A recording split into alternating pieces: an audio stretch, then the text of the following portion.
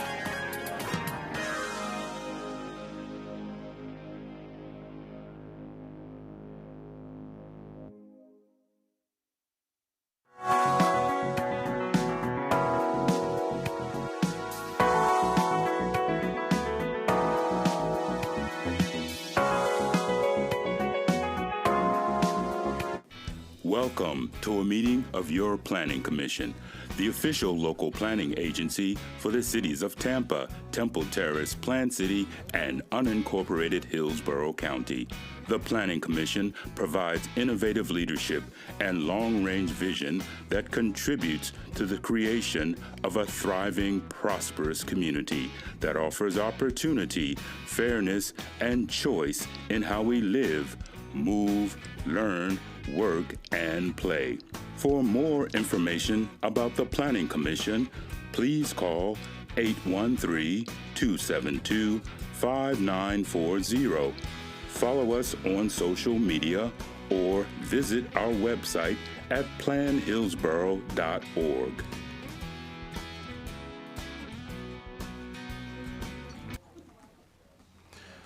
Welcome everyone to the September 8th, 2025 regular meeting of the Hillsborough County City-County Planning Commission.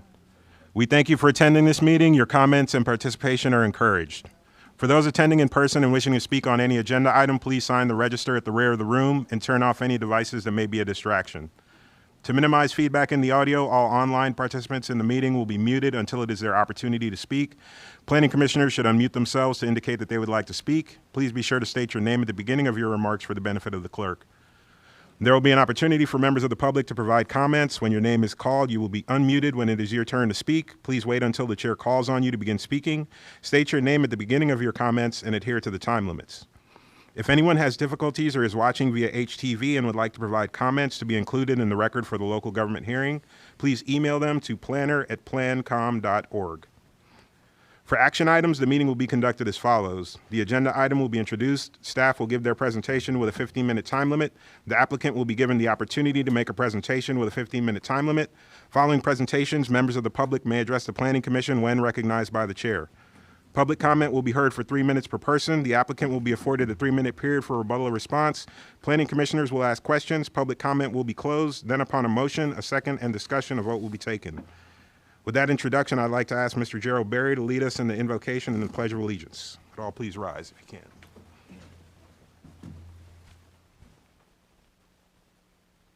can. For those who pray, please join before God for reflection and recognition of various values, beliefs, and faith traditions.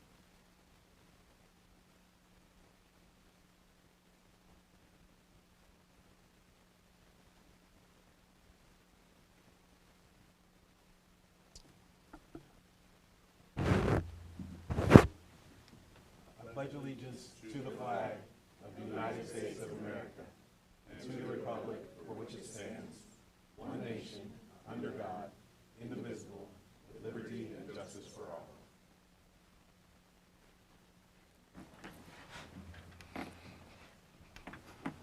All right. With that, I'd like to ask the clerk to go ahead and please call roll. Good afternoon, Commissioners. Bowden? Here. Buzza? Here. Cardenas? Here. Kona? Kruss? Here. Linkus? Here. Lauk? Here. Kugler? Here. Sieben? Here. Barry? Here. Orton? Here. Joseph? Here. Thank you. You have a quorum. Thank you. All right. We did not have anyone sign up in the public comment. I don't believe.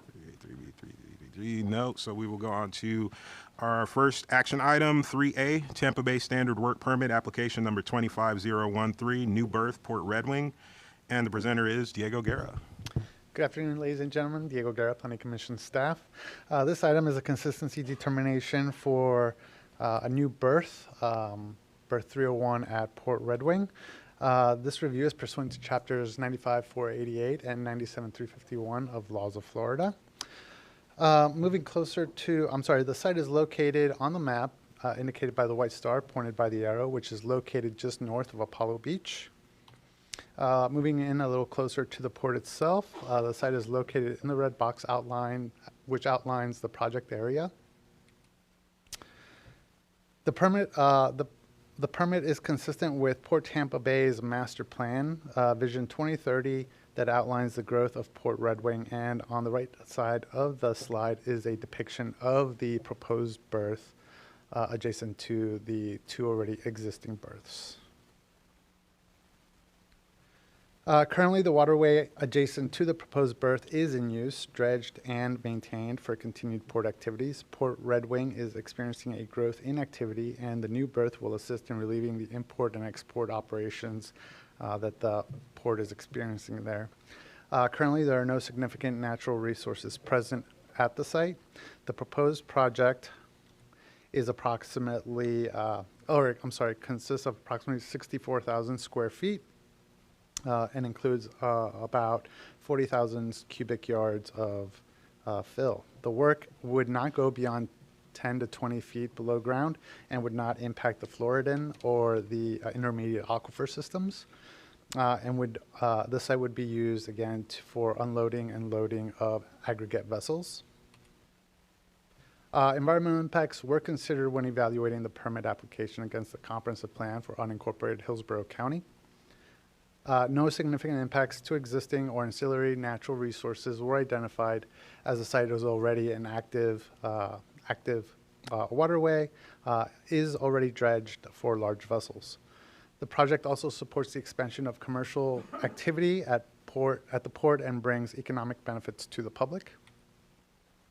The permit is consistent with future land use policies 4.17.3 and 4.17.4, which discuss the promotion of port facility development while ensuring consideration and conservation of natural resources. Furthermore, coastal management policies 4.2.1 and 4.2.4 discuss supporting Port Tampa Bay's efforts to implement an efficient consolidated berth maintenance dredging program and allowing filling of surface waters necessary for activities associated with appropriate water-dependent uses and uses pursuant to the Port Master Plan. Ladies and gentlemen, staff recommends the Port Tampa Bay permit number 2513 be found consistent with the goals, objectives, and policies of unincorporated Hillsborough County's comprehensive plan. That concludes my presentation. Myself and port staff are available for any questions you may have. Thank you. We didn't have anyone sign up in the public comment for this one, so I will turn it over to the commissioners for questions, comments, discussions of this one. Just wanted to say the report looked pretty good. I wanted to commend the port. I noticed that they had some pretty good conservation ideas in place for construction. They were looking at some things like the manatee nursery that's out there and the warm water and things like that, and the pile driving that's going to be going on and potential impacts to wildlife out there. So the port's always a good partner in conservation, and I think reading through this report, it kind of showed. So I just wanted to commend them for that. Thank you. Are there any other comments from the commissioners? Not seeing any at this time. Then we'll go ahead and close the public comment and open it up to motions from the commissioners on this one. Commissioner Lauk. Thank you, Mr. Chair. I move that we find the proposed Port Tampa standard work permit application number 25-013 consistent with the Hillsborough County Comprehensive Plan. All right, Commissioner Bowden. Oh, Commissioner Kugler. All right, Commissioner. Motion of consistency finding by Commissioner Lauk. A second to that consistency finding motion by Commissioner Kugler. Are there any questions, comments, statements from the commissioners before we take our vote? Seeing none, that would all signify their agreement by saying aye. Aye. Those opposed? Motion carries unanimously. All right, on to our next agenda item of business, 3B, Tampa FY26 through FY30 Capital Improvement Program and Capital Improvement Section. Schedule of projects update, and the presenter is Erica Larson. Good afternoon. Bear with me as I pull this up. All right. Good afternoon. This is Erica Larson, Planning Commission staff. This item is the Planning Commission's review of the City of Tampa's Capital Improvement Program, CIP, and Capital Improvement Section, CIS, Schedule of Projects Update. This is an action item. Chapter 97-351 requires that the Planning Commission review the updated CIPs prior to City Council adoption. Chapter 163 requires the schedule of projects or the list of projects addressing level of service and adopted in the comprehensive plan be updated on an annual basis. The update would replace the existing CIS schedule and the comprehensive plan with the schedule listed in your packets. Chapter 163 also requires the CIS to include Basin Management Action Plan, BMAP projects, to be updated annually. BMAP is a framework for water quality restoration that includes a comprehensive set of solutions to achieve the pollutant reductions established by a total maximum daily load TMDL as defined by the Florida Department of Environmental Protection. City staff identified projects in the CIS that affect the level of service. These items make up the schedule of projects. The update is accomplished by ordinance, which is explicitly permitted under Chapter 163. Additionally, the plans of other agencies are incorporated by reference. Displayed is a summary of the CIP projects, which are placed into 10 program areas. You see the largest groups in terms of funding are wastewater and water. The total funding amount for fiscal year 26 through fiscal year 2030 is approximately $1.669 billion for 165 projects. There are 6 main categories included in the CIS schedule: transportation, which includes sidewalks, bridges, and other pedestrian enhancements; solid waste, water, wastewater, stormwater, and parks and rec. The following slide provides a visual representation of the 5-year funding for all 10 CIP project areas. This slide shows the breakdown of level of service project types identified by the city and is consistent with the level of service priorities outlined in the capital improvement section, Objective 1.3 and Policy 1.3.2, which states the schedule of projects should be planned to both eliminate existing deficiencies and replace worn-out facilities. 42 CIP projects are located in the CHHA. This is expected given the large portions of the city of Tampa are within the CHHA. These projects are consistent with CMS Objective 1.4. These projects renovate or replace existing facilities, enhance recreation areas, and provide protection from flood hazards. Planning Commission staff recommends the City of Tampa's proposed fiscal year 26 through fiscal year 2030 CIP and CIS schedule be found consistent with the goals, objectives, and policies of the Tampa Comprehensive Plan, and that this recommendation be forwarded to the City Council for approval. This concludes my presentation. Myself and city staff are available for any questions. Thank you. Thank you. All right. We didn't have anyone sign up for the public comment on this one, so I will turn it over to the commissioners for questions, comments, discussions on this one. Not seeing a lot of movement, so I will close the public comment on this one and open it up to motions from the commissioners on this item. Commissioner Buzzing. Thank you, Mr. Chair. I'd like to move that we fund fiscal year 26, fiscal year 30 capital improvement plan for the City of Tampa, consistent with the comprehensive plan, and forward on to the Tampa City Council. All right. All right. Did you want Bowden, or I'm gonna give it to Bowden this time. All right. Got a motion of consistency finding by Commissioner Buzza, a second by Commissioner Bowden. Are there any questions, comments, discussions from the commissioners before we take our votes? Not seeing any, then would all signify their agreement by saying aye. Aye. Those opposed? Motion carries unanimously. All right. On to our next agenda, item 3C, Plant City FY26 to FY30 Capital Improvements Element Schedule of Projects Update. And the presenter is again Erica Larson. All right, good afternoon. Erica Larson, Planning Commission staff. This item is the Planning Commission's review of the City of Plant City Capital Improvements Element, CIE. This is an action item. As previously stated, Chapter 163 requires that the schedule of projects or the list of projects addressing level of service and adopted in the comprehensive plan be updated on an annual basis. The update would replace the existing CIE schedule in the comprehensive plan with the schedule listed in your packets. City staff identified projects in the CIE that affect the level of service. These items make up the schedule of projects. Chapter 163 also requires the CIS to include Basin Management Action Plan BMAP projects to be updated annually. The update is accomplished by ordinance, which is explicitly permitted under Chapter 163. Additionally, the plans of other agencies are incorporated. There are 4 main categories included in the CIE schedule: streets, which includes sidewalks, bridges, and other pedestrian enhancements; utilities, maintenance, and operations, which includes both water and sewer projects; stormwater, and parks and rec. The total 5-year funding amount for these projects is approximately $90.4 million. The Planning Commission staff examined the CIE schedule with respect to the goals, objectives, and policies in the comprehensive plan. A few of these policies are identified here, with the full list of policies identified in the staff report. The schedule is consistent with Capital Improvements Policy 1.1.14, which states that the top priority of funding is repairs or replacement of obsolete or worn-out facilities. A majority of projects meet this description. The CIE schedule is consistent with Public Facilities Element PFE Objective 1.2, requiring coordination with the 10-year Water Supply Facilities Work Plan, the WSFWP. The CIE schedule furthers the intent of the infrastructure sub-elements, which includes language that states provide quality infrastructure and services to residents and enhancing transportation options. Planning Commission staff recommends the city's fiscal year 26 through fiscal year 2030 CIP CIE schedule of projects be found consistent with the goals, objectives, and policies of the Plant City Comprehensive Plan, and that this recommendation be forwarded to City Commission for approval.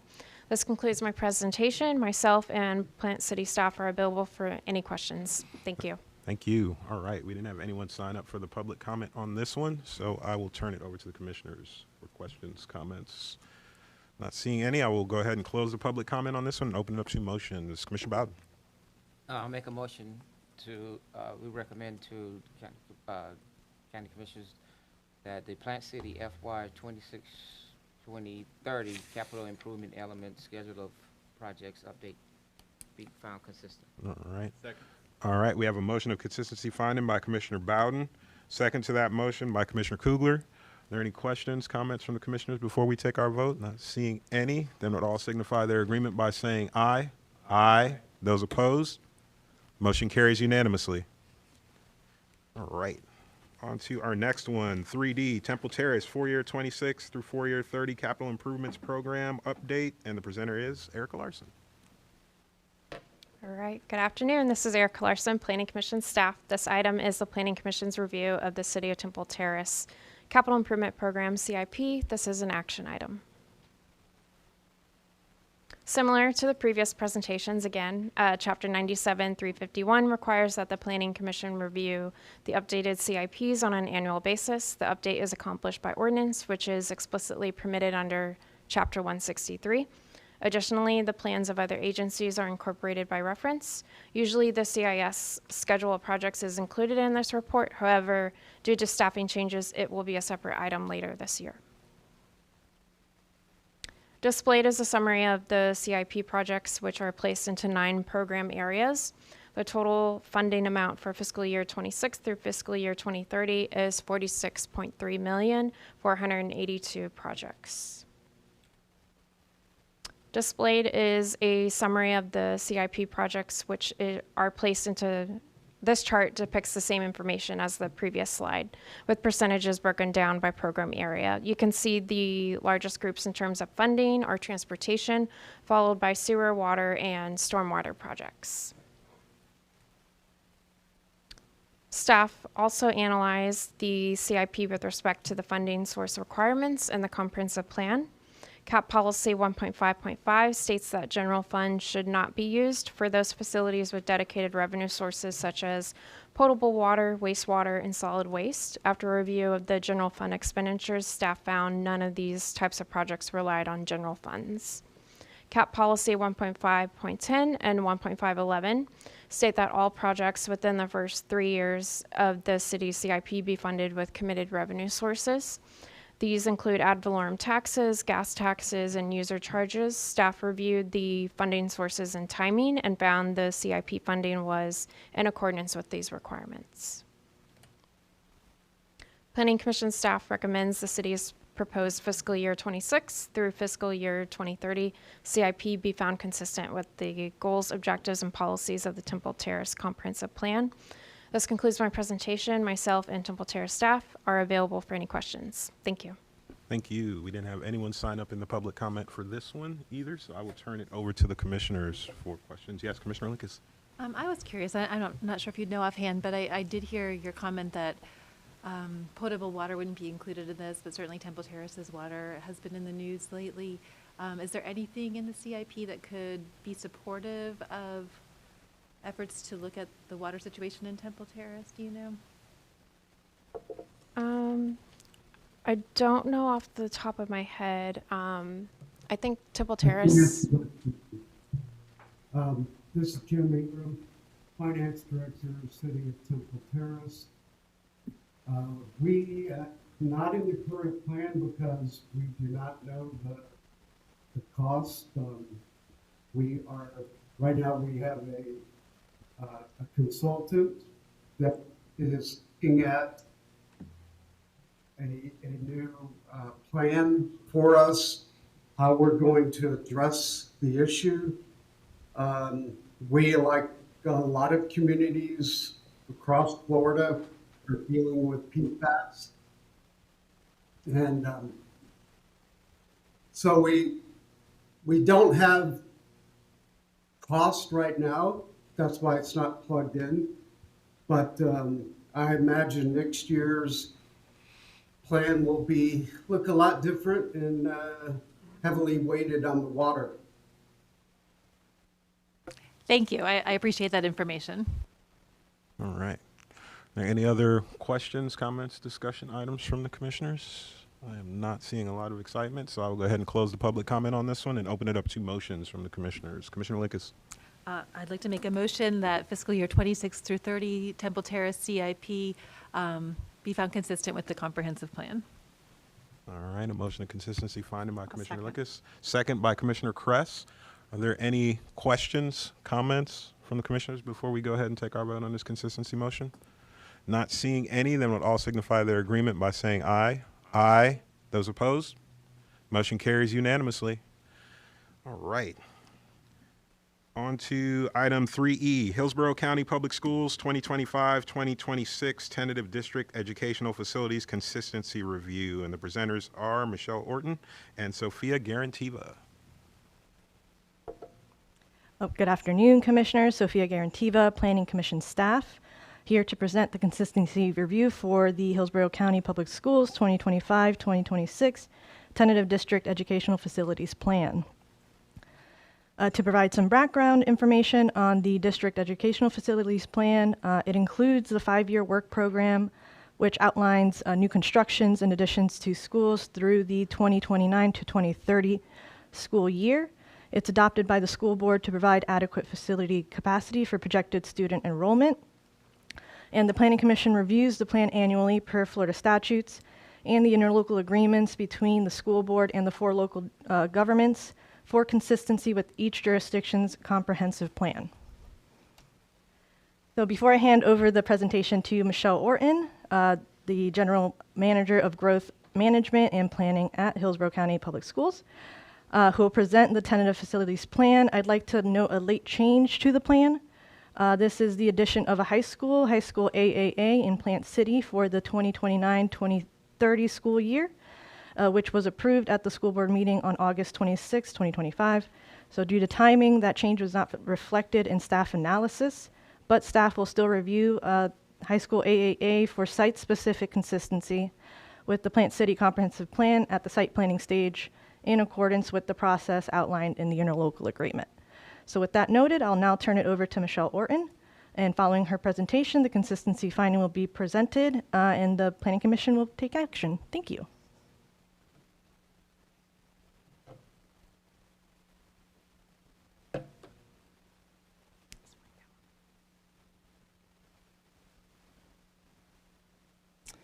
Good afternoon. Michelle Orton, for the record, General Manager, Growth Management, Planning, and Siting.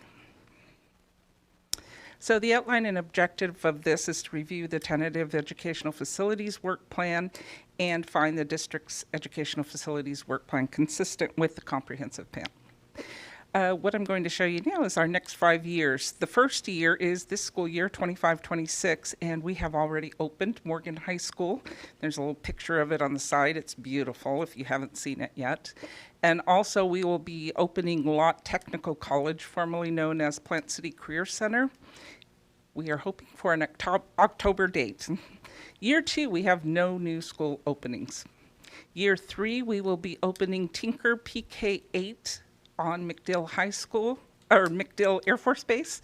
That is being funded as a 80-20 split with the federal government. They are paying the 80%, which is $80 million, and then the school district will be paying the $20 million split. We will also be opening middle school VV on the Westlake Drive property. So it will be located on the same site as the Morgan High School. Year 4 is a Stewart Middle School, the magnet rebuild. So they will be taking down that school except for the gym and putting a new one there. It will also be the new Just Elementary School. So the Just Elementary School as it is now is going to stay, and this will be a new Just Elementary School connected to the Stewart Middle Magnet School on that same site. Year 5, we have 2 additions, one to Alonzo High School and one to Steinbrenner High School. and 2 elementary schools, one at Westlake Drive, and now this is going to be on the same site as the Morgan High School in the middle VV. So it will be a school campus. So K through 12 will be available on that site. And then elementary school G is at Waterset number 2, which is in Apollo Beach. So it's just west of I-75, if you're familiar with that area. And then the one that was just added is the high school AAA for Plant City. This is a new high school that will be added north of I-4. If you notice, there is a lot of growth in that area and development, and around 5,000 new single-family residents are going to be popping up. And so we wanted to kind of get ahead of it and do the high school AAA. These are also the same construction projects, just divided into their school grade. Elementary school, the New Just, elementary school F in Westlake, elementary school G, Waterset, the middle school VVV, Stewart Middle Magnet will also be one of those. The high schools, Morgan High School, which already opened, Lott Technical College, which will open in October, the addition to Alonzo, Steinbrenner, and then the high school AAA. The projected expenditures and revenues for these jobs, the total funds for 25-26 was $573,338,268. That is the revenue we will be receiving from the various millage, impact fees, community investment, CONDS bond revenue, and the sales tax, and then the projected maintenance, which is one of the greatest expense, and construction needs. The total projected for the entire 5 years is $2.3 billion. So the next step is we receive the stakeholder comments, which is all of the different cities, and we find it, we are looking for a consistency in the finding for the comp plan. Then we will send it to the school board with all the comments for final approval, and then it will be sent to the DOE. That's all for mine.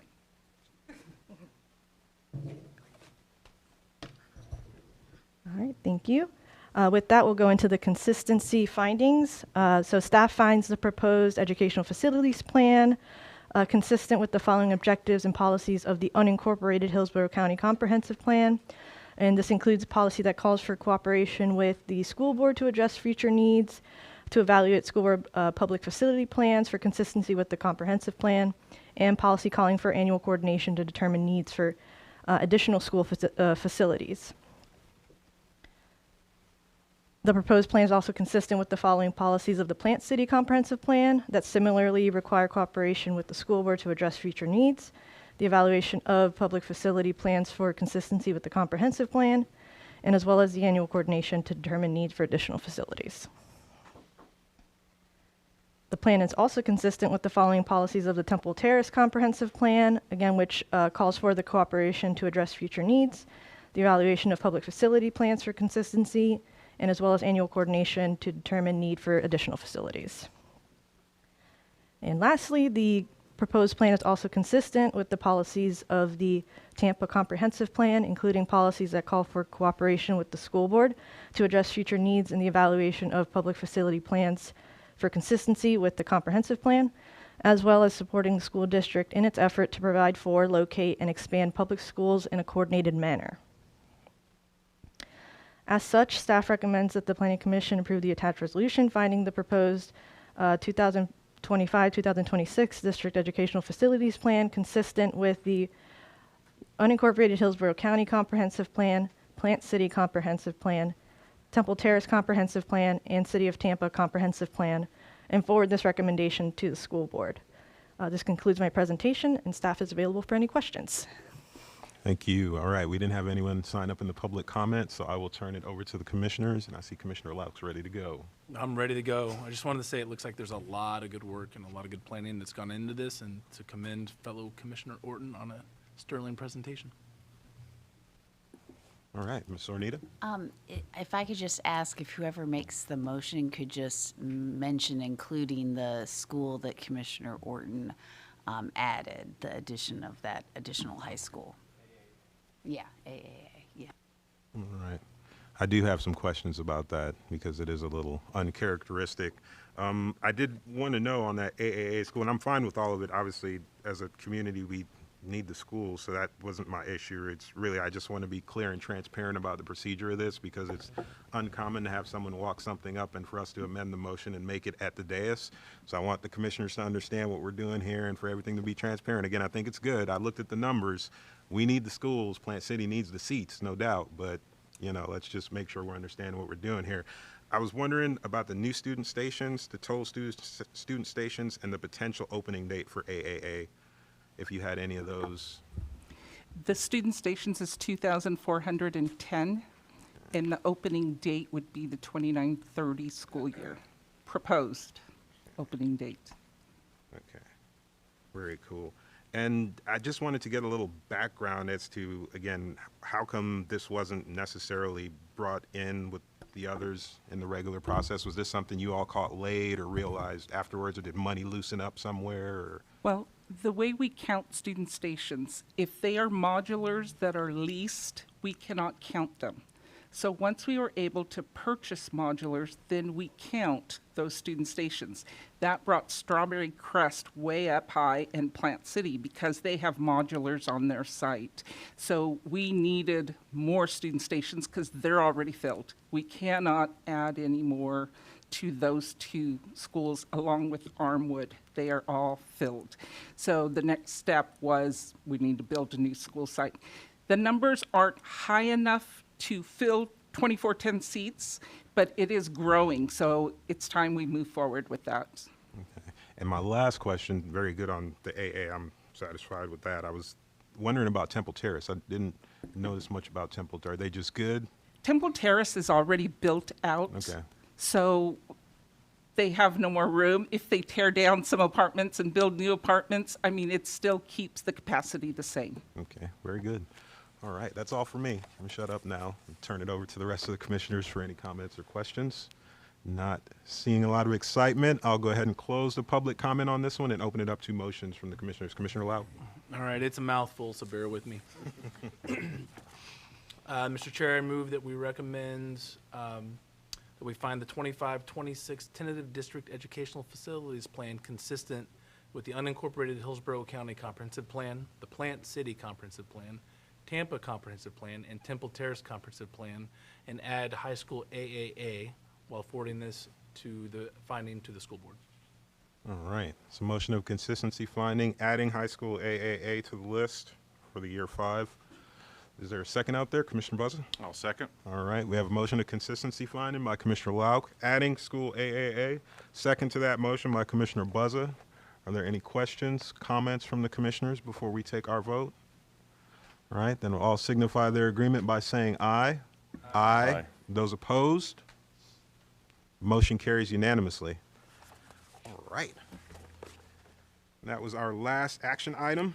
So we will go now on to our briefings and presentations, and we will start with 4A, HCCPA 2515 Comprehensive Plan Map Amendment 4020 West Waters Avenue, and the presenter is Jillian Massey.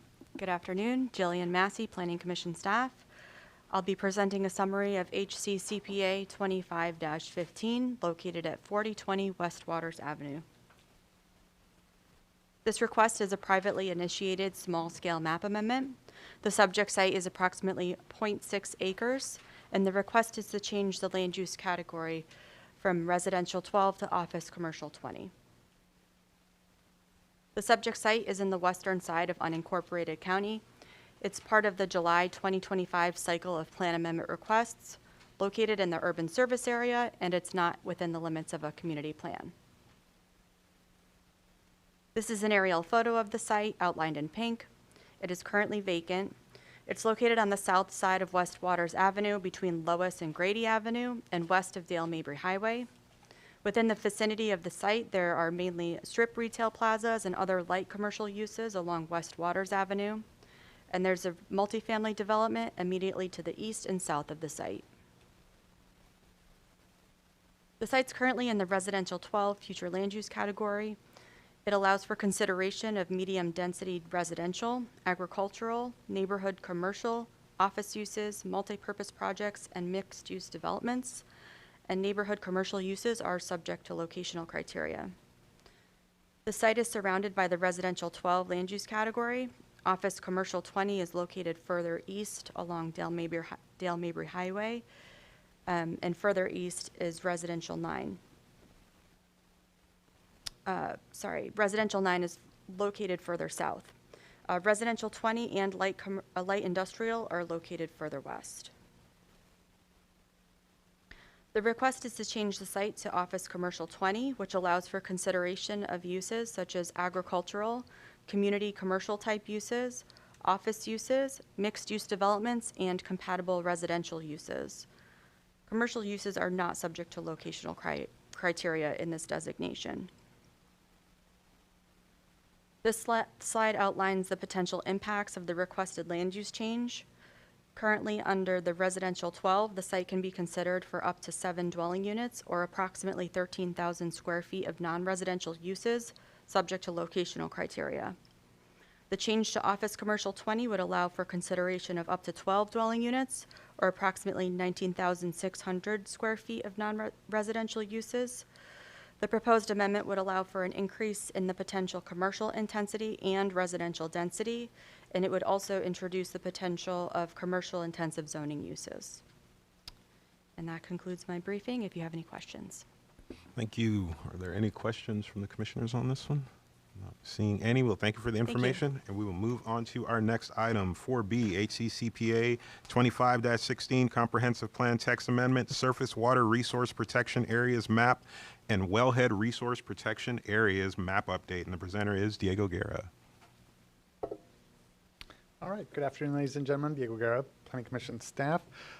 This is a briefing on Hillsborough County's Comprehensive Plan Amendment 2516, a publicly initiated amendment amending the Surface Water Resource Protection Areas and the Wellhead Resource Protection Areas Maps Update. Brief note, although these are map updates, the amendment is processed as a text amendment. Both maps are part of the Future Land Use Map series. For the Surface Water Resource Protection Area Amendment, it aims to only include named tributaries directly connected to the Hillsborough and Alafaya rivers, whereas the Wellhead Resource Protection Areas removes the Wellhead Resource Protection Area Zone 1 areas and redefines the Zone 2 delineated areas, and also provides an additional protection area or an additional buffer to those wellhead areas. This is currently the adopted map. The surface water resource protection areas are that transparent green, and then the proposed, which still remains the green. For the wellhead resource protection areas, the Zone 1 are those red transparent areas located along the northern areas of the county, and then the central eastern portions of the county. The Zone 2 areas are the green boxes within those Zone 1 areas, and then those areas indicated along the central and southern portions of the county. And then this is the proposed changes. Ladies and gentlemen, this concludes my presentation. Myself and county staff are available for any questions you may have. Thank you. Are there any questions from the commissioners on this? Yes, Commissioner Kugler. Your mic. Don't forget your mic. I'm guessing that the purpose of this amendment is to provide more land for development and maybe less for wellhead protection, which was probably a part of the study. And I'm guessing that's the purpose. I just wanted to confirm that. And the other question was, will 500 feet generally be the extent, whether you use 500 feet or whether you use to nearest line? That was the other determination, I think, for RAP 2. It was to the nearest line. So for your first question, the answer is no. It wasn't primarily done for development. County staff hired a consultant to look at the areas and update the areas, and these are the recommendations they provided. For the second portion of your question, I would turn it over to county staff who might be able to answer more technicalities of that specific part of the. Thank you.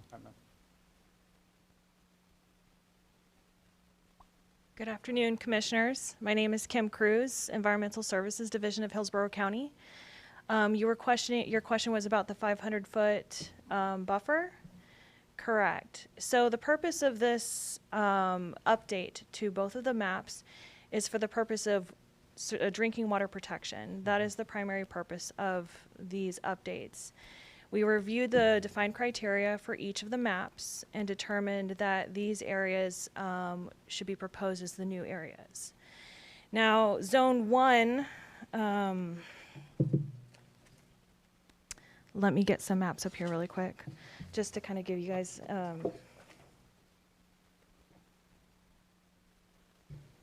okay, thank you. So Zone 1 here depicted in the green polygons, if you don't look at Plant City area. So the green polygons are Zone 1, and Zone 1 is for the protection of current sources of drinking water. Zone 2 is for the protection, Zone 2 is for the protection of current uses of drinking water. Zone 1 is for future protections of drinking water. Now, Tampa Bay Water publishes a water master plan every 5 years, and they have not solidified a proposed future sources of drinking water in Hillsborough County. So we're proposing to remove Zone 1 for the future sources of drinking water. And you're correct, the polygons that you see here were created to the nearest certain section line. It was a set line. And that was due to the inaccuracies of modeling and technology at the time. Mm-hmm. So we are proposing to remove that because technology is a lot more robust today than it was back then. These polygons were created back in the 90s and then again reviewed again in 2004 and adjusted. So that is why we're proposing to update the wellhead resource protection areas to the time travel hydraulic modeling that was conducted and defined for the WRPA maps in the LDC. Okay. And we're adding an additional 500-foot buffer to the modeling for consistency with the state of Florida wellhead protection rule, which requires a 500-foot buffer, since some of the modeling doesn't reach the 500-foot boundary. Okay. Yeah, I was a little concerned about the 500-foot rule because I've had situations where I had a well that affected my actions at my well affected somebody over thousands of feet away, yet because you don't know what the underground hydrology is and the underground architecture of ledges and so on, and yet the neighbor who was 50 feet away had no impact on my well when he re-drilled his well. It didn't cloud my well at all. So I'm concerned 500 feet may not be enough, well, especially during flood stages. Yeah, so that is why we did the hydrologic modeling. And as you can see here, it's not a complete circle around each well. You can clearly see how it stretched out towards one direction, and that's what the modeling did. Also, the pump rates were on the pumps for each of the wells was run continuously as well for 10 years. So a 10-year continuous pump rate. And then a 500-foot buffer added on in addition to that hydrologic modeling. So I don't know if that answers your question. Yeah, the hydrology may be very different here than in other parts of the country. Yeah. Does anybody else have any other questions? Well, I'll check on that. You can hang on for just a moment. Thank Sure. you, though. Are there any more questions or comments from the commissioners? I had a couple myself, so you all are going to sit back and get a couple of these. I agree with you. I think this is good, and I understand the hydrological modeling, and I think what Commissioner Kugler points to is, you know, one of the outcomes of it, but I don't think it was the aim. I can see that what you all did here was you got more precise and tighter data, and it allows you to make tighter, you know, maps. So yes, that does open up technically more land in certain areas, but there's still a DEP, there's still regulation. Somebody goes out there and tries to drill a well, they have to go through certain processes. And I also wanted to say too, we're talking about public facilities, not necessarily the well you want to drill in your backyard, although it's regulated by these things too, you know what I mean? So I was wondering what Tampa Bay Water opined on any of this, if, or have they yet, or will they, or is there going to be? I believe. If they've made public comment, or they have not submitted any public comment. I know that Environmental Services has discussed the updates with Tampa Bay Water, but they have not provided a comment on the amendment as Will of they yet. be given an opportunity to? They have been given an opportunity. Okay. They just haven't submitted their comments as of yet. Okay, okay, there's still time. I also wondered about the tributaries. I thought that was interesting. When in your presentation you said there wasn't much change between the two maps, the new tributaries of the Hillsborough River and the way we were kind of looking at it the old way, with a lot of other perennial things coming in. So they've removed ephemeral tributaries. right. So the ones that aren't flowing year round, the ones that are only partially, mostly during the rainy season, and then the other 3/4 of the year they're dry. A lot of those have been essentially proposed to be removed. Okay. And only those that are named and perennial And I feeding don't- straight into the both Alafaya and Hillsborough are the ones that. I don't want to put you on the spot just yet because I know staff has to review it with their formal, you know, but I'm just wondering how you feel about that as our new natural resources head there, because that's a definite, what we're speaking of here is, you know, the Water Quality Acts and how those things have changed, how we kind of view water, so. It follows the regulations, sir. Okay. All right. We'll leave it at that. All right. Are there any other questions or comments from the commissioners on this one? Commissioner Laut? I just want to say that was a great answer. It was a good answer. All right. So seeing none, then we'll thank you for the information and look forward to this one coming back to us. And we will move on to our next agenda item.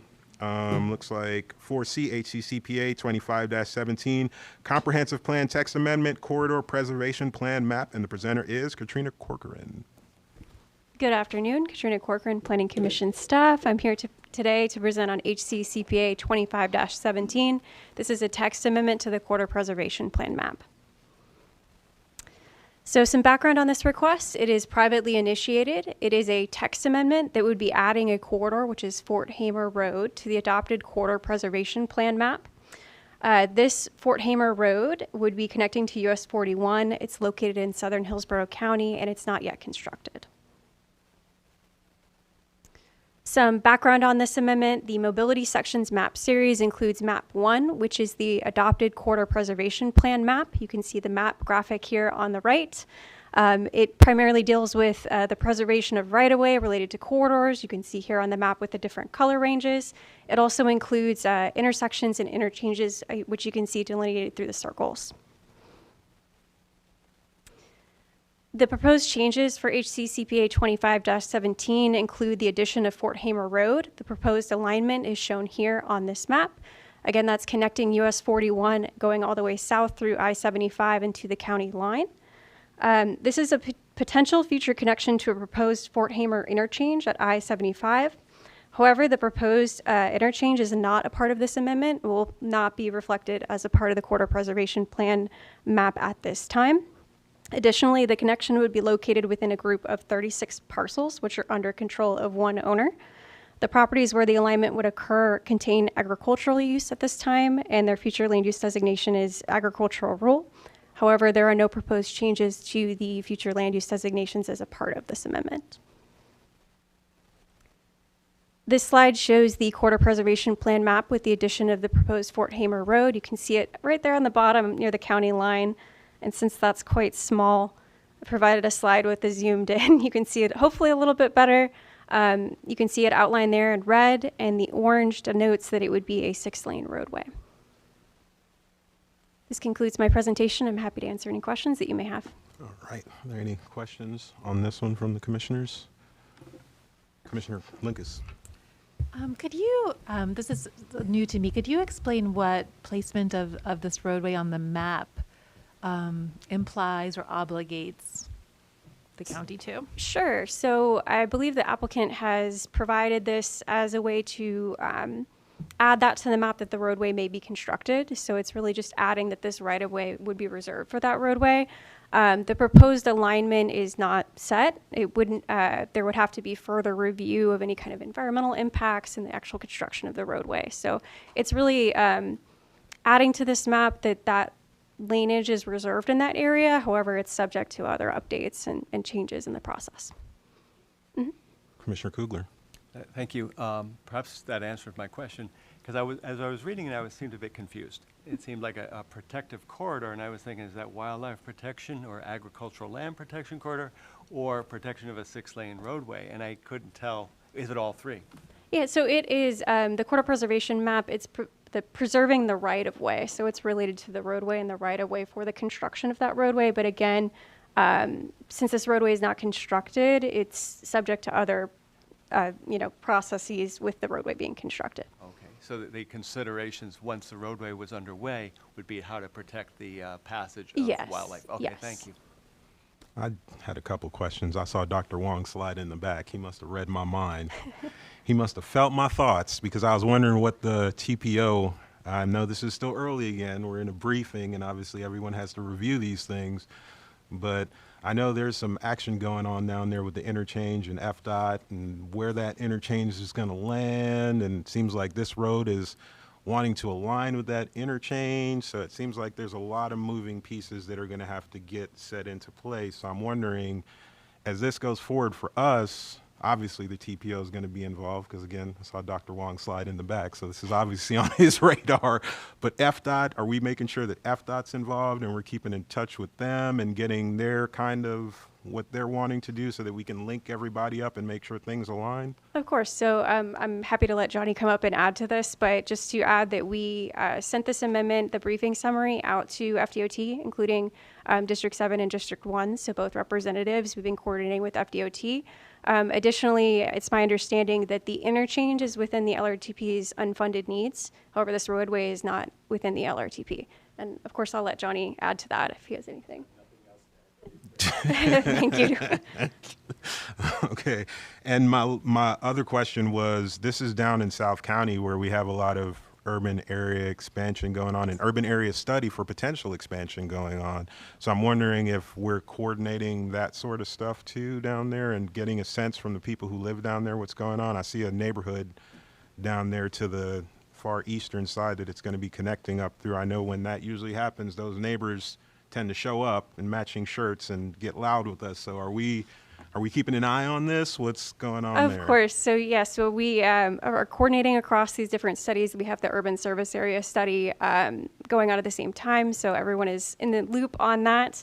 And we've met with the applicant, and they're aware of the urban area expansion study down in that area as well. Okay, and my last question has to do with traffic and congestion down there, because there obviously is a lot of it. When we were talking about urban service area, that was that and flooding was a big issue down there, but I'm not even going to touch flooding right now. So I'm wondering if this new roadway is aimed at alleviating congestion, or is it just really aimed at the new potential houses that are going to be down there? Is there a congestion issue that far south in the county? I know that's right at the border, so that might be a little too far south, but I can't speak to the congestion in that area. I know that the intent is to provide that connection to a potential interchange and potential development in that area.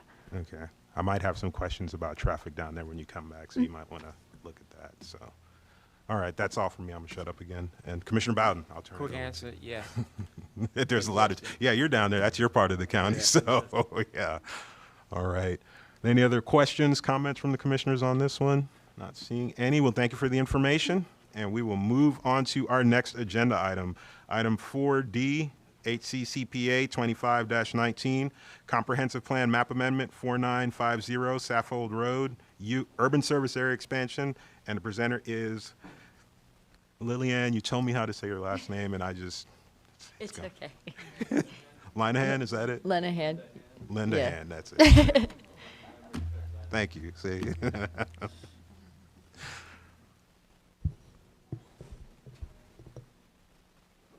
All right. Good afternoon, Commissioners. Lillian Linehan, Planning Commission staff.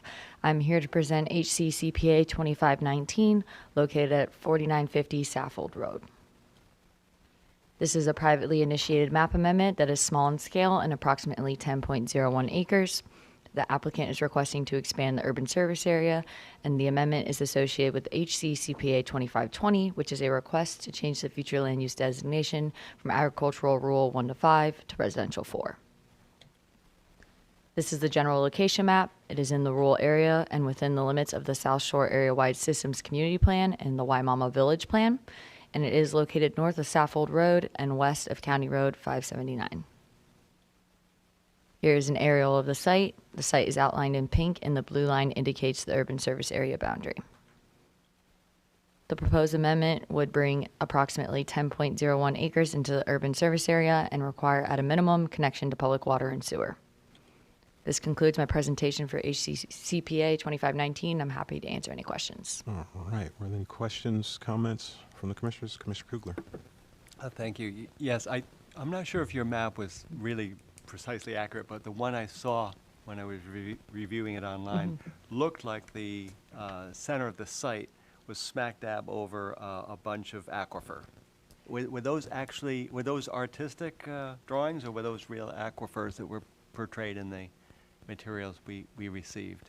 That's a great question. I'm not sure. Are you talking about the aerial map, or? It wasn't like a satellite map. I think it was a conceptual map showing. I think it was trying to show hydrology underneath, or at least the water routes around there. Yeah, I'm not entirely sure, but I can double check for you and make sure to include that information in the actual presentation. I'll pull the picture up again and look at it closer, but it looked like it was laying right over a river. Yeah, I can double check. I know too that the urban surface area around the site as well was a part of the publicly initiated amendments for the WVR2 future land use. So I can double check all of that information and see what is going on with that. Thank you. That was my Of course. All right. Are there any other? I have 2 quick questions for you, and I'm going to have probably the same question. Well, you can answer it this one, but it's going to be the same one for the next one. I'm just wondering, because these are right on the edge of the urban service boundary, and there's like a bunch of little lots right there. I was wondering if they originally stayed out of the urban service area expansion. Like, did they choose to stay out and now they're coming in, or? So they were not WVR2. So the direction we were given was to change everything that was WVR2 to residential 4 and bring it in the urban service area. So we followed that, but because they were AR 1 to 5, they got left out. Okay. Yeah. Okay. Well, and then my second question now, because of that, is obviously the next one we're going to hear about is another one of those lots, and we kind of go all the way up to like the last 4. Did we ask those last 4 if they wanted to be in? Actually, we did. Our team is looking at and has communicated with the other 4 lots and is working on proactively talking to those about a publicly initiated amendment to bring in those 4. It will not be timed with these going to the hearing next month, but the team is working on that. Okay, good deal. Yeah. All right. Are there any other questions, thoughts from the commissioners? Not seeing any. Well, thank you for the information. Thank you for the information. And we will move on to our next item. 4E, HCCPA 25-20, Comprehensive Plan Map Amendment, 4950 Saffold Road, and the presenter is Alexis Myers. Good afternoon, Commissioners. Alexis Myers, Planning Commission staff. I'm here to present HCCPA 2520, located at 4950 Saffold Road. This is a privately initiated map amendment that is small in scale and approximately 10.01 acres. The applicant is requesting to change the future land use designation from agricultural rural 1 to 5 to residential 4. This is the general location map. This amendment is associated with HCCPA 2519 to expand the urban service area. It is in the rural area within the limits of the South Shore Area-Wide Systems Community Plan, as well as the Waimama Village Plan. It is located north of Saffold Road and west of County Road 579. Here is an aerial of the site. The site is outlined in pink, and the blue line indicates the urban service area boundary. The site currently has single-family uses and agriculture on the property. Data indicates that the site may also contain significant wildlife habitat and is also in the FEMA Flood Zone X. Agriculture is to the northwest and further southeast, while single-family uses are to the north, east, and west. Lastly, there are public, quasi-public institution uses to the south and to the east. Currently, the future land use designation is agricultural rural 1 to 5. The agricultural rural 1 to 5 category allows 1 dwelling unit per 5 gross acres and a maximum floor area ratio of 0.25. This designation allows for the consideration of farms, ranches, feedlots, residential, neighborhood commercial, offices, industrial uses related to agricultural uses, and mining-related activities. Other future land use categories shown in this map include natural preservation and agricultural 1 to 10. The applicant is proposing to amend the future land use category to residential 4. The residential 4 category allows 4 dwelling units per gross acre and a maximum floor area ratio of 0.25. This designation allows for the consideration of agricultural, residential, neighborhood commercial, office uses, and multi-purpose projects. Next are the impacts. As far as existing conditions, currently under AR 1 to 5, the site could consider up to 2 dwelling units or 109,008 square feet of non-residential uses. Under the proposed future land use designation of Res 4, the site could consider up to 40 dwelling units or the same amount of square footage of 109,008 square feet of non-residential uses. During the rezoning process, commercial locational criteria may affect the allowable square footage for potential non-residential development. The proposed amendment will result in the increase in development potential by allowing higher residential density. And this concludes my presentation for HCCPA 2520. I'm happy to answer any questions. Thank you. Are there any questions on this one? Got off easy. We got our questions answered last time. Looks like we got one, though. Commissioner Kugler. It's going to sound like a repeated theme, but when the decision has to be made, is it possible to get a hold of some good hydrology maps of that area before I can make a decision? Yeah, I believe we can make that happen. Thank you. All right. Yeah, you're not the first one asking for hydrology maps. Our former Temple Terrace representative was a map maker, and he always used to rail about hydrology maps. So they're used to it. Yeah, exactly. All right. Thank you for the information. We'll move on to our next agenda item. 4F HCCPA 25-21 Comprehensive Plan Text Amendment, Plan Environmental Community. And the presenter is Melissa Leinhardt. It is. Good afternoon, everyone. Melissa Leinhardt, Planning Commission staff.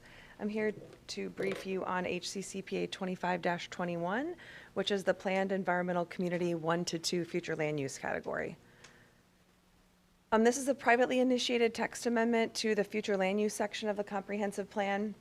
The text applies to approximately 1,954 acres of land that is located just at the very northern limits of Hillsborough County and near the Pasco County border, just west of US Highway 301. This request might look familiar to you because you've also seen one recently, some of you, but this one in particular is privately initiated, asking for 4 changes to the text of the plan to increase the density from the current 1 to 2 dwelling units, 1 dwelling unit per 2 gross acres to 1 dwelling unit per 1 gross acre, to reduce the open space preservation requirement from 40% to 20%, to delete certain policy language that restricts the unit count in certain areas of the site, and then also to remove the 1 to 2 portion from the category name. This is part of the July 2025 cycle of plan amendments. The site's in the rural area, again at the northern limits, and I see my arrow was moved. I don't know how that got moved, but it's supposed to be right here. There's no community plan in this area either. Again, there was a recently adopted Plan Amendment 24-32 for the same site. It also was a text amendment, and that eliminated a trail connection requirement to the regional resource, is what it's called, which is the Hillsborough River State Park located just south of the subject property. That was adopted by the Board of County Commissioners and is in effect today. So the Planned Environmental Community Future Land Use category is unique because it is in one location in the county. There is some language in under the PEC category, under the text, that would allow consideration potentially for other categories, but we don't have any other areas that are designated as Planned Environmental Community 1 to 2 today. Again, this was a new category created in 2005 through a privately initiated text amendment. Essentially, the effect of the new category was to increase density in the rural area, in an area that was going to be served by public water and wastewater in exchange for some environmental protection enhancements. Again, I mentioned the recently adopted and effective 24-32 plan amendment. So this is an impact slide showing what we have as adopted and existing language and then what's proposed. So I'll go kind of line by line through those. The first change is, as I mentioned, the existing language calls for the density limit to be 1 dwelling unit per 2 gross acres. The applicant is asking to increase that density to 1 dwelling unit per 1 gross acre. Currently, there's an open space preservation requirement of 40% of the entire site, and the applicant is asking to reduce that to 20%. Currently, there's adopted policy language that's referencing a unit count in certain areas of the site, and that was based upon transportation concurrency, which was in effect at the time. The applicant is asking to delete that policy language because that is no longer a requirement. And then again, to remove the 1 to 2 portion of the name. Currently, it's called Planned Environmental Community 1 to 2, and they would just like to remove the last portion because it refers to the density requirement, or density maximums, I should say. With that, I'm finished with my presentation. I'm here for any questions you might have. All right. I see Commissioner Kugler moving already. Thank you. I'm a bit concerned about some of the moves made on this, and perhaps they can be addressed before it comes up again. My understanding was environmental plan community would have the spirit of preserving the land rather than just developing. And in both instances, in terms of density and in terms of natural cover, both of them are moving in the wrong direction, it seems to me. I think you partly explained that it's very close to Hillsborough River State Park, which may be why they decided to get an environmental plan development. But I've seen developments similar up in Ithaca, New York, and also in Albuquerque, New Mexico, which took 1,000 acres in Albuquerque and provided 900 of open land, and the 100 acres was where all the housing was clustered. So it was density, which I'm actually more in favor of that as far as an environmental planned community, that you could get more density at one end, perhaps on the 301 corridor. In Albuquerque, they put an earthen berm so that it provided quiet from the highway. But it allowed 9/10 of the land to be left in natural state, which was a benefit for the residents. In Ithaca, it was similar too, where it was concentrated housing and the remaining gorge land was left open. So I think if they want to go for more density, I'd be happy with that. But I'm not a fan of taking environmental plan development and then eating up more of it for development. That's just my thoughts. I don't know if that's fair to share that, but I think I would. I think those are good comments, and also at the public hearing, which is scheduled for next month, we'll be diving into the consistency review, which we haven't completed yet. At that point, we'll also have agency comments, so we'll hear hopefully from the state, because they're a neighbor adjacent nearby to the south. Hopefully we'll hear from some county agencies and get their feedback as far as, where the utilities are going to be provided, what that looks like, what the effect is on the environmental framework. All those things are kind of TBD, but those are really good comments. And we have a lot of really great policies in the plan today about environmental protection and preservation. So we'll be looking to those. You're welcome. All right. Any more questions or comments? I did have one comment kind of opposite to that line.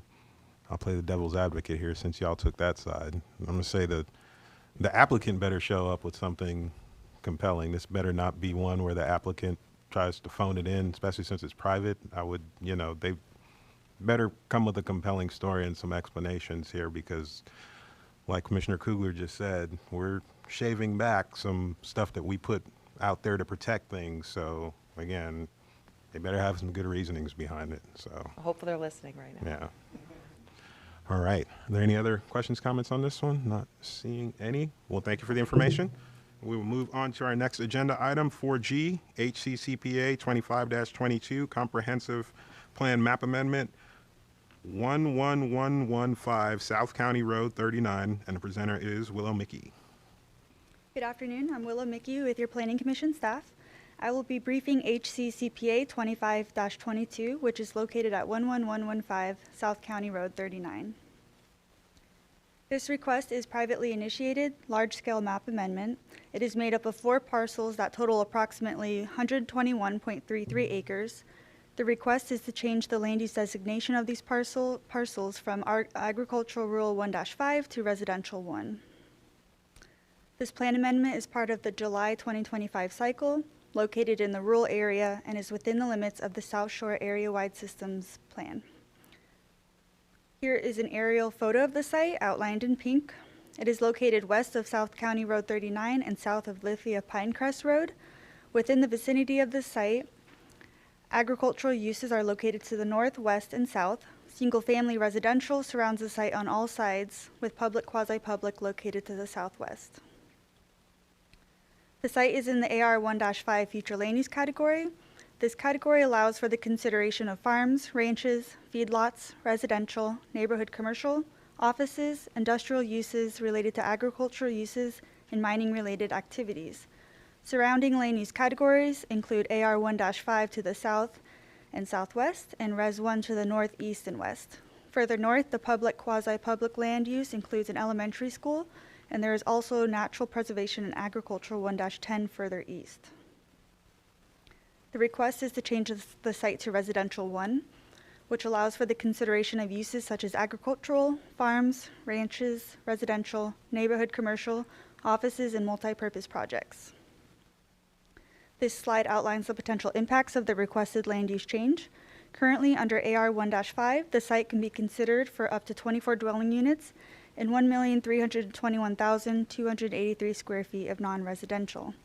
The change to residential 1 would allow for the consideration of 121 dwelling units and 1,321,283 square feet of non-residential uses.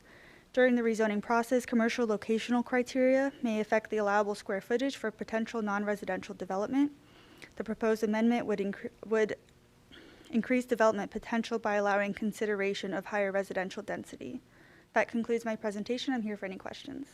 Thank you. Are there any questions on this one? Commissioner Bowden. With that change, would that make it possible for a storage facility? Storage facility. The 1,321,283 square feet of non-residential.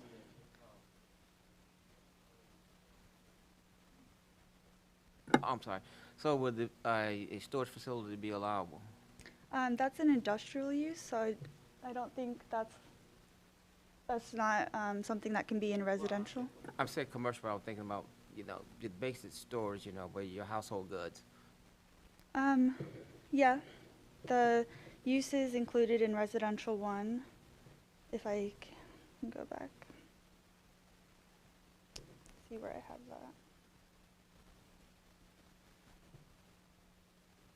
that. Neighborhood commercial offices and multi-purpose projects can be considered in residential 1. Thank you. All right. Other questions? Commissioner Kugler. I know this is agricultural land very close to a very quickly growing city. It seems a shame to lose it, but obviously this is private property. It's just a feeling that it'd be a shame to lose agricultural land so close to the city. Truck farming seems like a natural moneymaker, but that's just a thought. Okay, I appreciate it. Thank you. Any other comments from the commissioners, thoughts, questions? Seeing any, we'll thank you for the information.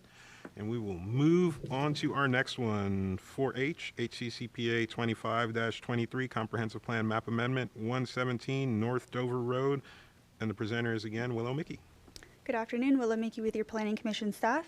I will be briefing HCCPA 25-23, which is located at 117 North Dover Road. This request is privately initiated, is a small-scale map amendment. It is made up of 2 parcels that total approximately 21.76 acres. The request is to change the land use designation of these parcels from residential 4 to residential 20. This plan amendment is part of the July 2025 cycle, located in the urban service area, and is not within the limits of a community plan. The site is located to the north of the Energy Innovation Park. Here's an aerial photo of the site outlined in pink. The blue line represents the urban service area boundary, with the west of the line being the urban service area, including the site. It is located north of State Road 60, east of North Dover Road, and west of Sidney Washer Road. Within the vicinity of the site, there are public, quasi-public uses to the north and west. Across State Road 60, there are a mix of uses including light industrial, heavy industrial, single-family residential, agricultural, and light commercial. To the east of the site, there is a single-family residential, vacant land, and a mobile home park. The site is in the residential 4 land use category. This allows for the consideration of agricultural, residential, neighborhood commercial, office uses, and multi-purpose projects. Surrounding land use categories include Res 4 to the north, east, and south of the site. Directly to the west is Res 9, with OC 20 located further west. Public quasi-public is located to the north and further east of the site, and the Energy Innovation Park lies to the south. The request is to change the site to Residential 20, which allows for the consideration of uses such as agricultural, residential, neighborhood commercial, office uses, multi-purpose projects, and mixed-use developments. This slide outlines the potential impacts of the requested land use change. Currently, under Res 4, the site can be considered for up to 87 dwelling units and 236,966 square feet of non-residential. The change to Residential 20 would allow for the consideration of 435 dwelling units and 710,899 square feet of non-residential uses. The proposed amendment will result in a potential increase in development potential by allowing the consideration of higher residential density and greater commercial intensity. That concludes my presentation. I'm here for any questions. Thank you. Are there any questions from the commissioners on this one? I did have one question. This site is, that blue area to the north, that's the Sidney Sludge Mine site?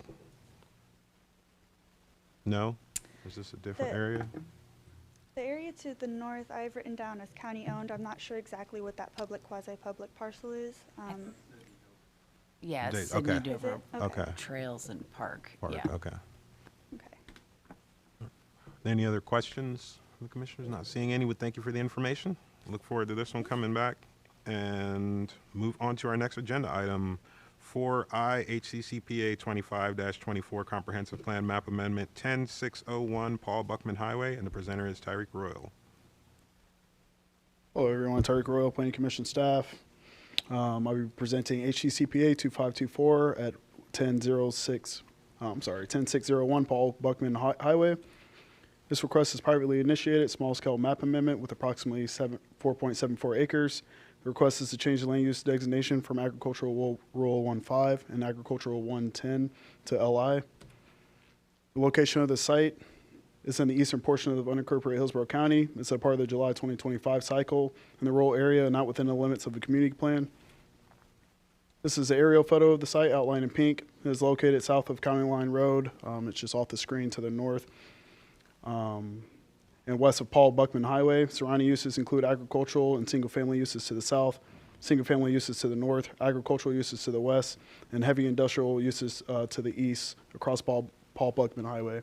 And that is the Mosaic company, phosphate mining company site. The site is in the AR-15 and AR-110 future land use categories. It allows for the consideration of farms, ranches, feedlots, residential, neighborhood commercial, offices, industrial uses, related agricultural, and mining-related activities. The applicant is requesting to change the future land use category from AR-15 and AR-110 to LI.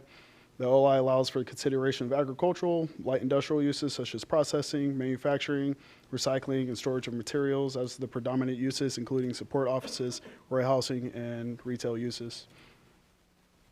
The change from AR-15 and AR-110 to LI will allow for an increase in development by allowing greater commercial intensity. The commercial intensity will increase from a 0.25 FAR, or approximately 51,000 square feet, to a 0.75 FAR, or approximately 154,000 square feet. It's important to note that this is determined to be a lot of record. One dwelling unit would be permitted on the site. And that concludes my presentation. I'm available for any questions. All right. Are there any questions from the commissioners on this one? I'd give you the same message. I'm interested to see what the applicant's story is on this one. Obviously, I'm always interested in saving industrial and having more industrial come in, and this seems okay. But when I look at the future land use map and then what they're proposing, there's obviously a glaring difference. So, and there might be a good reason for it, but I'd like to hear the applicant's story. So let them know that I'll be listening for it when it comes back. So, Commissioner Lauk. I think it's an interesting case study of what the market is telling us versus what the long-term planning says it should be. And if you look to the north with the light industrial one parcel away, I don't think it's wildly out of bounds, but I would want to understand that bridge parcel, stay in agriculture, what that means for the area and what that long-term plan is for that parcel when we come back. Of course, thank you. And this is running concurrently with a rezoning as well. So so one of maybe I should mention those. it. Yeah, they I think they're looking for an open storage component on the site, trucks and utilities, trailers. Okay. All right. Any other questions from the commissioners? Not seeing any. We'll thank you for the information, and we will move on to our next agenda item, 4J, HCCPA 2525, Comprehensive Plan Map Amendment, North Highway 301 and Williams Road, and the presenter is Lillian Lenahan. Good afternoon, Commissioners. Lillian Lenahan, Planning Commission staff. I'm here to present HCCPA 2525, located at North Highway 301 and Williams Road. This is a privately initiated map amendment that is small in scale and approximately 15.23 acres. The applicant is requesting to change the future land use designation from residential 4 to light industrial planned. This is the general location map. It is in the urban service area and within the limits of the Tonota-Sassa Community Plan, and it is located south of North Highway 301 and west of Williams Road. Here is an aerial of the site. The site is outlined in pink. The site is currently vacant, and there are single-family residential uses to the east, south, and west of the site. And north across North Highway 301, there are some light and heavy commercial uses with mobile home parks. And to the northeast of the site, there are some light industrial uses. Currently, the future land use designation is residential 4, which allows for a maximum of 4 dwelling units per gross acre and a floor area ratio of 0.25. The residential 4 designation allows for the consideration of agricultural, residential, neighborhood commercial, office uses, and multipurpose projects. The site is surrounded by residential 4 on the east and west, with suburban mixed use 6 to the north of the site and residential 12 to the south. The applicant is proposing to amend the future land use category to light industrial planned. The light industrial plan category does not allow for the consideration of residential uses and allows a maximum floor area ratio of 0.75. This designation allows for the consideration of agricultural, light industrial uses such as processing, manufacturing, recycling, and storage of materials as the predominant uses, including support offices, warehousing, and retail uses. Under existing conditions with the residential 4 designation, the site can be considered for a maximum of 60 dwelling units or 165,854 square feet of non-residential uses. And under the proposed future land use designation of light industrial plan, the site can be considered for a maximum of 0 dwelling units or 497,564 square feet of non-residential. The proposed amendment would allow for the consideration of increased commercial and industrial intensity and eliminate the potential for residential development. This concludes my presentation for HCC CPA 2525, and I'm happy to answer any questions. All right, thank you very much. I see Commissioner Kugler. Thank you. It looks very forested on the map. Are there a lot of grand trees, or any grand trees, I should say? I don't know. I can't speak to grand trees on the site, but I do know that it is vacant and it currently has a lot of vegetation on the site. Vegetation, Yeah. It may be cheap. It may be lousy vegetation. Yeah. If there are grand trees, it'd be worth knowing. Okay, thank you. Of course. All right, I think this one is another one for me. I'd like to hear from the applicant when they come through, so let them know that I'll be listening, because I know the area down there by 301, and I think it's another one of those kind of mixed areas. Obviously, this one's a lot closer to residential, though, so, but it is the LIP category. Is there zoning tied to this one, too, that's coming forward? There's no concurrent concurrent zoning tied to this one currently. All right. Well, yeah, I'll be interested in hearing what the applicant's thinking on this one, so. Any other questions from the commissioners? Not seeing any. Well, thank you for the information. Thank you. Look forward to it coming back, and go to our last one, 4K, unincorporated Hillsborough County Land Development Code text amendments. Ooh. LDC 25-1224, Administrative Plat Approval, LDC 25-1225, Live Local Act Project Criteria and Zoning Requirements Update, and the presenter is Tyreek Royal. Hello again, Tyreek Royal. I'll be presenting Israel Monsanto from Development Services, and I'll give a brief overview. Good afternoon, Commissioners. Israel Monsanto, Development Services. Commissioners, we have two land development code amendments on this round two, and both of them are the result of recent state statute changes. The first one is LDC 25-1224, Administrative Plat Approvals. This text amendment modifies the process to receive, review, process, and approve plats in accordance with Section 177.071 for the Florida statutes. This section of the Florida statutes was recently amended to provide that plats or replats must be administratively approved and no further action or approval of a county governing body is required if the plat or replat complies with the requirement of Section 177.0.91 of the Florida statutes, which is the requirements for plats in the state. These text amendments will designate an administrative county official as the authority to approve plats. And in this case, it's the Hillsborough County Development Services Department Director. And this concludes this first presentation. Are there any questions from the commissioners on this one? Nope. All right. Keep going. The second is LEC 25-1225, Live Local Act Administrative Approval on Land Use Restriction Agreement Process Update. This amendment modifies the Live Local Act requirements and standards for projects to qualify under the Live Local Act in our county, specifically updating the zoning requirements due to recent changes, again, to Section 125.01.055, or called Live Local Act statute. Updates the zoning requirements due to the recent changes. Land to be developed under the Live Local Act is limited to parcels zone BPO, Business Professional Office, OR, Office Residential, CN, Commercial Neighborhood, CI, Commercial Intensive, or N Manufacturing. This code amendment specifies that any other zoning districts that is deemed eligible by the Live Local Act statute will also qualify for this type of projects. And this concludes the presentation for this item. Thank you. Are there any questions from the commissioners on this one? Not seeing any. Well, thank you for the information. Look forward to it coming back to us, and move on to our next agenda item, number 5, our Executive Director's Report. And the presenter is our Executive Director, Melissa Zornita.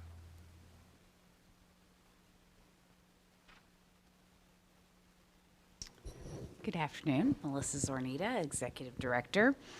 At your seats, you should have a copy of my report. A couple of things to highlight. Much of the last month was focused on the update of the City of Tampa's future land use section of the comprehensive plan. We did have a number of briefings with the county on their plan amendments, but a lot of the meetings were heavily focused on the update of the Tampa plan, which went to Tampa City Council on August 28th.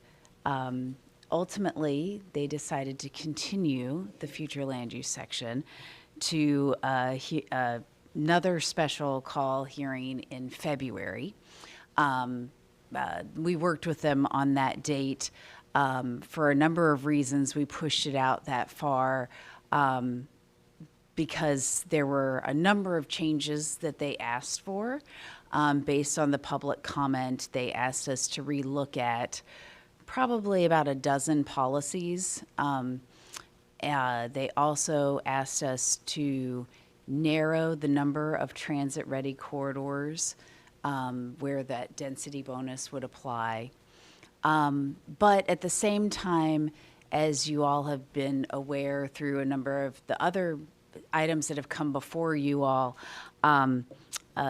Senate Bill 180 has become effective over the summer, and some of the way in which the public was making comment related to some of the policies might have led City Council in a perhaps more restrictive or burdensome direction on some of the policies.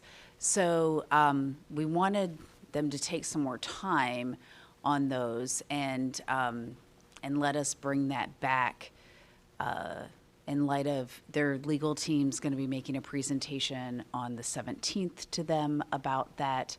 And we need to take a close look at some of those policies and make sure that we're bringing them back something that does not run afoul of state law.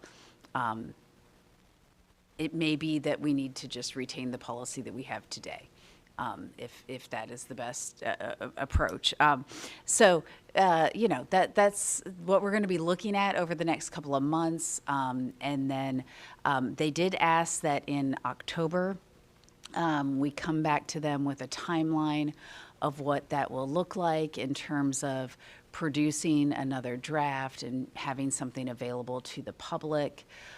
So we're going to flesh that out over the next couple of weeks and have something to them. I'm anticipating that it will be after the first of the year that we would have something that the public could start to digest, and that we'd have, you know, a couple of a virtual and an in-person public meeting to educate folks about what that new draft looks like, and then get to that public hearing in February. But we're still working through the details of what all of that will look like. But that's essentially what happened. The other sections, the coastal and the housing sections, were also continued because there was a lot, as you may recall, a lot of policies that moved from one section to the other. So we have kept those in lockstep. I see some lights on, so I'm going to pause before I move to another topic. Go to Commissioner Lauk with a question. No question, just a comment. Regardless of how it plays out, I think I just wanted to convey, I know that was a lot of work for staff and a lot of time spent here and within the community. Some of us loved a lot of it, some of us loved some of it, some of us didn't like a lot of it, some of us just liked a little bit of it. But regardless, the work was solid and there was a lot of it. So kudos to the staff for all the work that was done, and we'll see what comes back. Thanks. I would like to say the second time around, but I don't think that would be intellectually honest. Well, the team has done a phenomenal job, and then over the summer, they did so much work going out and meeting with the different community organizations. I think we were at 15 different community meetings in about a month time frame. So it was a lot of time and effort. This new wrinkle of nothing can be more restrictive or burdensome, I think that has been the intent of the direction in which we were trying to move the plan all along. But the way that has uncertainty to how it is being interpreted, and the way that you have to really look at closely the wording, and sometimes even when we were trying to simplify and make more clear our wording, you know, it's all in the eye of the beholder as to whether or not that is more restrictive or burdensome. And so we have to be careful and look at that closely. What the state has told us is that if the package gets sent up to them, and within that 45 pages of, let's say, several hundreds of policies, they find one policy that is more restrictive or burdensome, the whole thing will get kicked back and found null and void. So that's not something we want to have happen, right? Because that's like 3 years of work that we don't want to be found null and void over one thing that might be, you know. So we really want to be careful about this, because that's definitely not our intent. We were trying to put in incentives and streamline things, and so we're happy to have this additional time once we understood that they would not just say, oh, policy, 6.1.2 is more restrictive and burdensome. We're kicking back that policy. We're kicking back the whole thing and saying that you have to start over from scratch. That's a different ballgame. So anyway, we're looking at that, looking at how we can make sure that we're putting forth the most defensible document that we can. Are they still on track for getting it done in time? I know there's like a rolling clock for comp plan updates. Right now, the city, so the state sets forward a deadline by which you have to do an evaluation and appraisal letter that certifies that your plan complies with state law. That was done, I think, 3 years ago, and they have to do it every on a schedule that's about every 5 to 7 years. So we're a little ways off from that. Okay. Technically, the plan does have a horizon year of 2045, and state law says that your plan should have a horizon year of 20 years out. No, it's 2040 right now. We were extending it to 2045, and you're supposed to have a 20-year horizon. So we do not comply with that part of state statute right now. That's why we were trying to get it updated.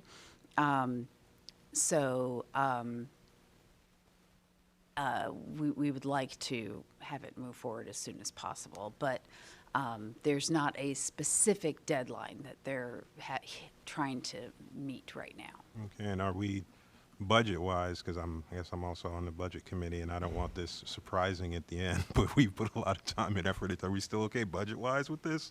I mean, the city of Tampa is running it up here on the hours, so I love the city of Tampa. I'm just making sure, you know. We're definitely cognizant of that, particularly given the fact that we have started Plant City's update of their comprehensive plan. We have talked with Temple Terrace about starting their update of their comprehensive plan in 2026. We've looked at, so what we've done is looked at hiring a consultant to start the Temple Terrace visioning process with us in early 2026. We have the budget for all of that. I think honestly, the thing that's taking the biggest beating is the morale of staff. Having to kind of go through the wear and tear of all of these hearings, and then, you know, okay, this work product now has to be re-looked at again under this different lens, and, you know, it's a lot of time and energy being spent re-looking at the same thing over and over again. So that's probably the resource that's in the shortest supply is their energy. So. All right. Commissioner Bowden. Yeah, I think the idea actually, I guess to me, it's a good thing that they actually pushed that out, because there are some counties that are pushing back against SB 180. You know, I think that someone has even considered, they haven't already filed some legal action. So, you know, it's good that this hasn't happened, and, you know, nothing is really in stone at this point, because if there's changes, then you've got to come back and do it again. So imagine the morale at that aspect. That's true. So you know, whoever came up with the idea of actually moving it out, I commend them on that, you know, because it gives you time to see what the legal battle is as well. So I just want to make that comment. That's true. There has been, as I read in the paper, some local governments have joined in some sort of lawsuit. I don't know how quickly there will be any action on that, but I think a couple of counties and local governments on the other coast, maybe Manatee County has joined with them. So it'll be interesting to see what comes of all of this. I don't know. It'd be great just to have like some definitions of the terms in the statute. Some things like that would be helpful. So just so we all have an even playing field of what we're dealing with. So a couple of other things that to mention. As as was mentioned in the corridor preservation meeting, we have had a very productive meeting with Neal Communities, who are the applicant for that corridor preservation plan meeting, plan amendment about the larger Little Manatee South area, as that is one of our urban expansion areas, and understanding they are the large landowner down there, and what their kind of plans and intentions are, and how we can align their ideas and have them be a constructive participant in our planning process. We met with them in August, and we've had a kickoff of the urban expansion area planning team project as well. I also attended a couple of the Tampa Bay Regional Infrastructure Accelerator had a kickoff at the airport. They're trying to bring some unique funding sources to infrastructure projects in our region, which sounds exciting. And there was a kickoff of the Tri-County MPO, regional MPO study that they're looking at, combining Pinellas, Pasco, and Hillsborough's MPO, and looking at what are sort of the mechanisms that will be needed to create that. A lot of discussion around a meeting they're going to be having, I believe, in later this year, to try to get some decisions made around the apportionment and what that board would look like, because that's sort of a key linchpin in that decision. Coming up next month, we'll have our regular meeting and probably a pretty lengthy public hearing based on the fact that there were 10 county plan amendments that you were just briefed on. But in between, we were going to have a short workshop on the Tampa redistricting process. We're kicking that off with some information going up on our website. That is, the one thing that the Planning Commission uniquely makes the final decision on. Commissioner Lauk had asked at a meeting a couple of months ago that be a topic at a Planning Commissioner retreat. When I took a look at the calendar, I wasn't sure we would be able to have a retreat at the right time when we have new planning commissioners and before you all have to start making decisions about that, and before we start having the public meetings on that after the first of the year. So I thought we could have a workshop on that next month so that you all are aware of the process, understand a bit about the methodology that staff uses to look at on that before we start really having the public engagement process on that. So we'll be doing that after the regular meeting. Commissioner Lauk? Yes. You nailed it. I think there's two things that run my mind when I brought this up. One is a deep dive into the methodology and getting the consensus from the board, this board, like what methodology we want to use. And with what we've used in the past, are we tethered to any state law or federal law? And just really doing a deep dive and understanding how we did it in the past. I joined the board at the conclusion of the last process, and I felt like it had some opportunities that we could discuss as a board. And then, so starting with the beginning in mind, backwards from the way I like to do it, but as we get to the end, we agree upon a methodology, or at least provide some guidance. I would like a couple of different options to come before the board than the evening that we vote. So rather than being locked into an up or down on option one, I think it would be a viable conversation for this body to say 1, 2, or 3, and have some options as we go through it, or at least a pre-meeting to have that discussion, public meeting, right? To say, okay, come back to us with option 2. Okay.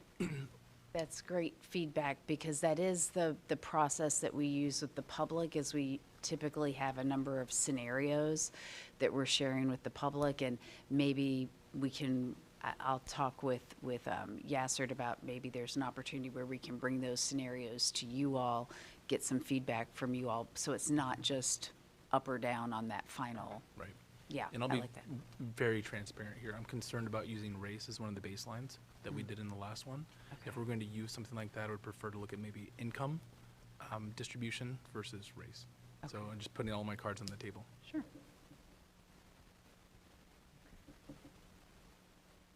Okay. Any other comments, questions? No? All right. The last thing that one of the last things, I wanted to bring up access to the county center parking garage. So there were some issues last month with access, your access badges working. We got to the bottom of it. The facilities folks had some changes in staff, and I guess they made some changes with some of the badges, not realizing that sometimes our meetings start at 2 o'clock. So they had set the badges to start at 2, thinking that our meetings started at 3. So we've clarified with them that our meetings start at 2, so your badges should be available to work starting at 1 o'clock. They don't work all the time because there's not that much parking within this building. Most of the county advisory boards do not get to park in this building. They get to park in Pierce. Commissioner Bowden comes for the Affordable Housing Board, and they get to park over in Pierce Street, and if you come for some other purpose that is not for this meeting, we'll give you a pass to park in Pierce Street and cover the cost of your parking. They have given special consideration to the Planning Commission because you all are volunteers and because I have explained that you all stay here very late at night usually and often are opining on very contentious topics and having to leave with sometimes not very happy people about sometimes your decision at the same time over in that garage is not the greatest thing to have to do. So they have been very kind to continue to allow you all to park on the second Monday of the month starting at 1 o'clock in this building. But I just wanted to explain that it's not, the badge won't work all the time. But if you Sharon previously gave stacks of the Pierce Street Garage reimbursement cards. If you don't have a bunch of those, please let us know. If you ran out of them, we'll replenish them. We want you to have some of those on hand for any time that you need to park in the garage over there, because you all are volunteers. You shouldn't be paying to come down here and do things on behalf of the Planning Commission. We want to pay for your parking. And if you ever find yourself down here, you don't have one of those, please let us know. Somebody here on the floor will get you one. So thank you. I think with that, the only other thing that I had is at the bottom of the page are a list of the outcomes of the plan amendments. There were a few, one for Plant City, that you all had found consistent and Plant City found consistent. The one on Beta Bay in the city of Tampa that you all found consistent was adopted, and we are on tap to bring back the staff study on that Beta Bay corridor later this year. The Valrico Community Plan was transmitted by the Board of County Commissioners. They also adopted one in Gibsonton on Nundy Avenue. The 2501 on State Road 60, that was one where they had it's out in the rural area. They had requested to go to Office Commercial 20. They asked the applicant to change to Suburban Mixed Use 6. They also asked staff to bring back, at Melissa Leinhart's recommendation or suggestion, a category that addressed this issue of continued rural requests to more intensive sort of commercial, light industrial, this need for sort of storage. We seem to have a continued trend for those types of uses moving into the rural area. They often are asking for land use categories that either come with a higher density or a very high FAR that doesn't really fit in the rural area. So they asked us to come back with a land use category that would fit more in the rural area, and you should be seeing that as part of the October cycle of plan amendments. And then the last one was an expansion of the urban service area. This was the one pushing a little bit further past what had previously been expanded, and that you all found consistent, and the board voted to adopt that. And that concludes my report. All right, thank you very much. Are there any questions from the commissioners that aren't already asked? No? All right. Well, thank you for the information, and we will move right along to other business, chair's business. I have none. Old business, there is none. Does anybody have any new business? Not seeing any excitement right now. Then I will see if there are any committee reports. Commissioner Kress?